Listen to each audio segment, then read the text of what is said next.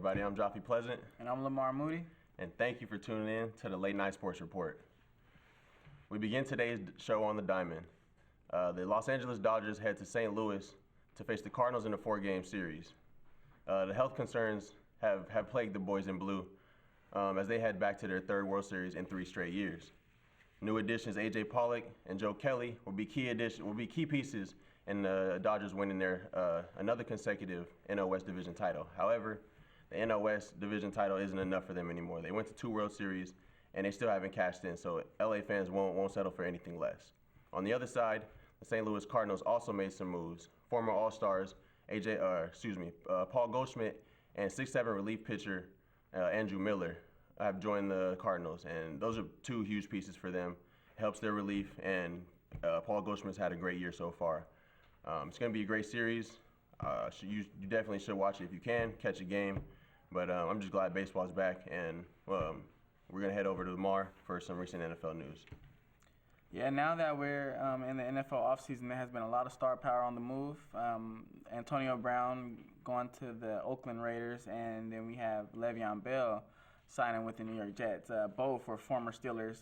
There was a lot of controversy going on in Pittsburgh, so it's good to see a change of scenery, and for Pittsburgh's side point of view, just get a new start and getting new players on their team that will want to play for them.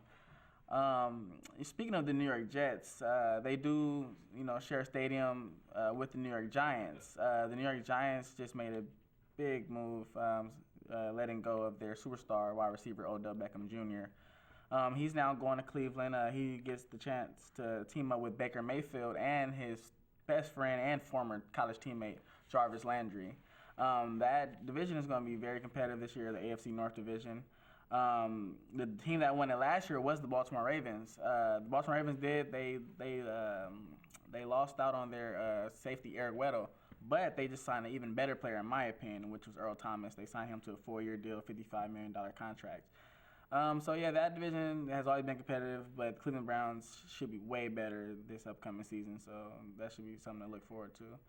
As for the 2 LA teams, we have the LA Chargers. They just signed all-pro linebacker Thomas Davis, and also they signed veteran quarterback Tyrod Taylor. As for the Rams, they signed Clay Matthews, Eric Weddle, and they re-signed Dante Fowler Jr. It's been a busy offseason, Jaffe. Which move has been your favorite so far? I have to say that Odell Beckham moved to the Cleveland Browns for sure shocked me the most. I didn't see that coming. I don't know why the Giants would do it, but like you said, he may be a problem in the locker room. And I don't know, you just helped out a big AFC North team. Like you said, it's going to be very competitive. I also like the Kansas City Chiefs pickup of Tyrann Mathieu. They had a great offense last year, Patrick Mahomes, high-powered offense. But they struggled in the secondary for sure. But they still made it to the AFC Championship, which was huge for them. And I think picking up Tyrann Mathieu assures them another spot in the AFC Championship for sure. Yeah, for sure. But enough of the offseason. We that matters and all, but we know that it matters in the playoffs, and it's just about that time in the NBA. Getting down to the last 2 games of the season, one of those teams fighting for playoff position is the Los Angeles Clippers. They're already in the playoffs, but they're still fighting for position because the West doesn't want us. Nobody in the West wants to see the Golden State Warriors first round because they're probably going to get swept, as we all know. The Clippers are tied with the Spurs right now for the 8th spot, only half a game behind the Oklahoma City Thunder. So the last 2 games for sure matter. The biggest disappointment, however, this season has to be the Los Angeles Lakers.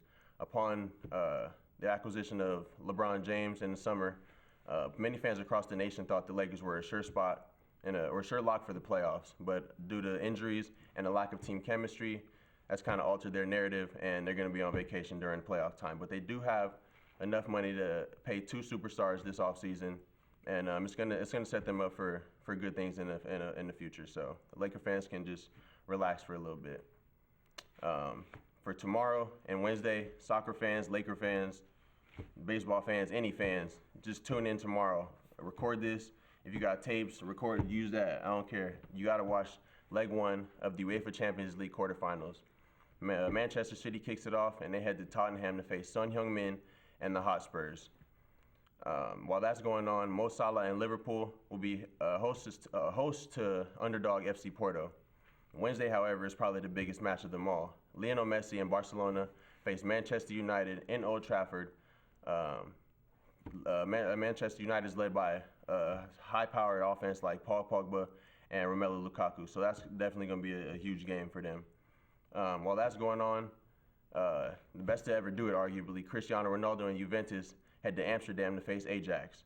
All these games are going to be at 3 p.m. Eastern Time, and you can catch them on Univision Deportes or Bleacher Report Live. So trust me, you're not going to want to miss it.